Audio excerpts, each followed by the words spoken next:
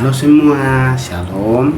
Perkenalkan nama saya Yohanes Dini, NPM 231448000018. Program Studi Pendidikan Bahasa dan Sastra Indonesia, Fakultas Keguruan dan Ilmu Pendidikan. Nah, di sini saya akan membahas sebuah materi cerpen dengan media pembelajaran bahasa Indonesia menggunakan aplikasi YouTube untuk memenuhi tugas mata kuliah media pembelajaran bahasa Indonesia yang diampu oleh Bapak Dr. Susetio MPD. Halo anak-anak semua, apa kabar? Baik. Amin. Semoga sehat selalu, diberi kesehatan. Sehat selalu ya anak-anak. Baik, pada kesempatan pagi hari ini kita akan membahas materi yang berjudul cerpen. Nah, sebelum kita masuk daripada materi cerpen ini, sebelumnya Bapak mau tanya, siapa yang pernah mendengar cerpen? Apa itu cerpen? Ayo, siapa yang tahu? Coba, cerpen? Nah, betul, cerpen adalah cerita atau cerita pendek, adalah salah satu jenis karya sastra yang berbentuk prosa fiksi. Menurut KBBI, pengertian cerpen adalah cerita yang berisi tentang suatu kisah atau cerita dan tidak lebih dari 10.000 kata. Nah, berikut menurut para ahli Ayhorn, cerpen merupakan prosa pendek di mana kisah ceritanya ditulis secara fiksi dan fantasi. Nah, berikut ciri-ciri cerpen. Nah, siapa yang tahu nih ciri-ciri cerpen? Nah, pertama, ciri-ciri cerpen. 1. Alur ceritanya berupa tunggal. Nah, yang kedua, fiktif. Nah, fiktif adalah cerita bersifat rekaan atau tidak berdasarkan fakta.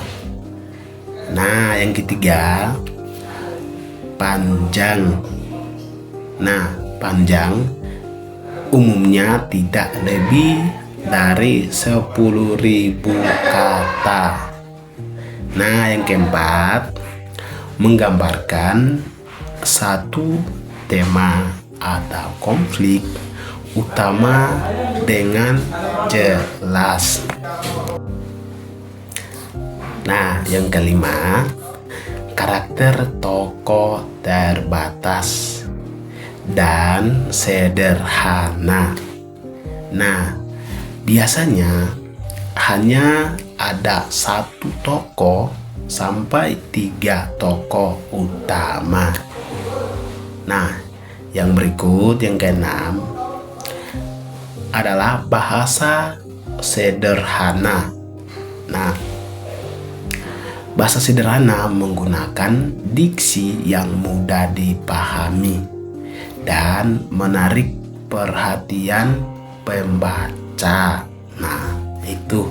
Yang berikut, yang ketujuh, pesan moral.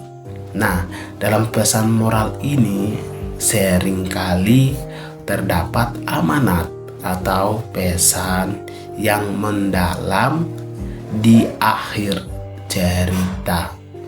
Nah, itu ciri-ciri daripada teks cerpen. Nah, berikut struktur cerpen.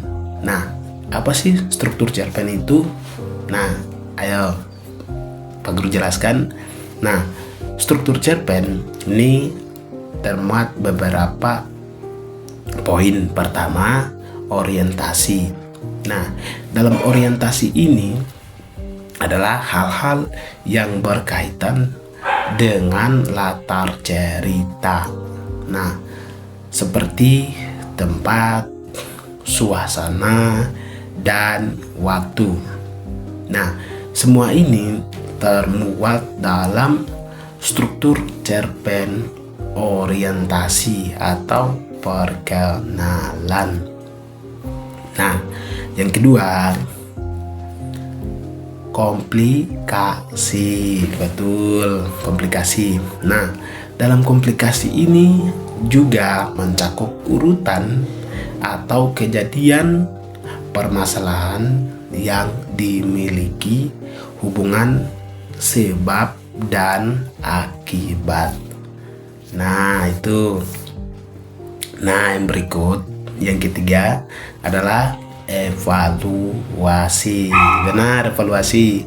Nah, dalam evaluasi ini di dalamnya merupakan cerpen bagian yang menceritakan klimaks atau permasalahan dalam cerita cerpen. Nah, itu yang ketiga, evaluasi.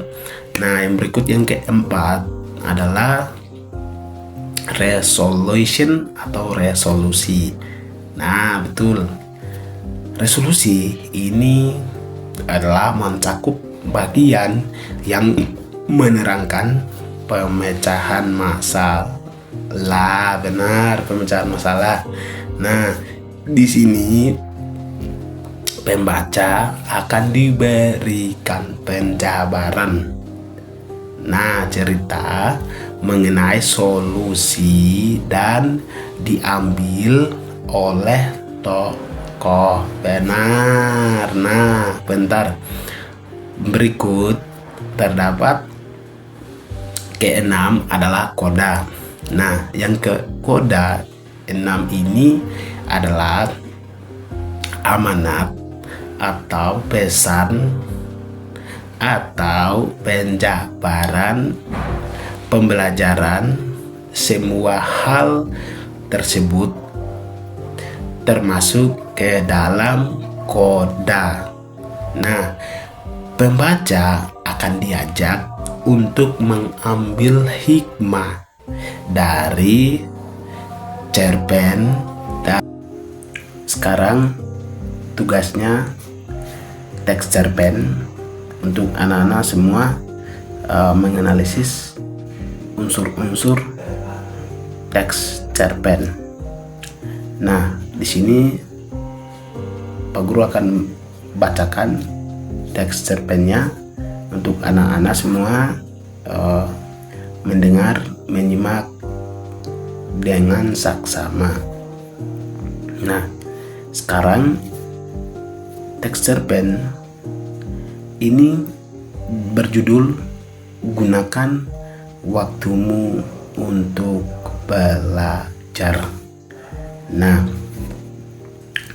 malam begitu cerah bagi anak muda tentunya akan menghabiskan waktu untuk pergi keluar. Namun tidak dengan Kon Ani.